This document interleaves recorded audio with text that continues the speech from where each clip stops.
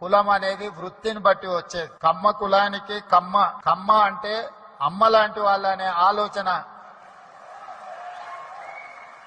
అమ్మ అంటే ఆకలి మీద వచ్చిన ఏ కొడుకునైనా ఎవరినైనా కడుపు చూస్తుంది, ఆకలితో ఉన్నాడేమో ఏమైనా పెడదాము అని. అందుకే కమ్మవారు భూమిని నేలను నమ్ముకొని వ్యవసాయం చేసి మట్టిలో నుంచి బంగారాన్ని తీసే పంటలు పండించి 10 మందికి సాయం చేసే కమ్యూనిటీ కమ్మ కులం. అందుకే ఒక సినిమాలో కొండ మీద అమ్మోరు కొండ కింద కమ్మోరు అని అన్నారు. నేను మామూలుగా మా మిత్రులతో అంటుంటా, కమ్మాస్ ఎక్కడున్నారో మనం గుర్తుపట్టాలంటే పెద్ద రీసెర్చ్ చేయాల్సిన అవసరం లేదు. సారవంతమైన నేల, సమృద్ధిగా నీళ్లు ఎక్కడ ఉంటాయో ఎత్తుకుతే అక్కడ తప్పకుండా కమ్మాస్ ఉంటారని చెప్పి,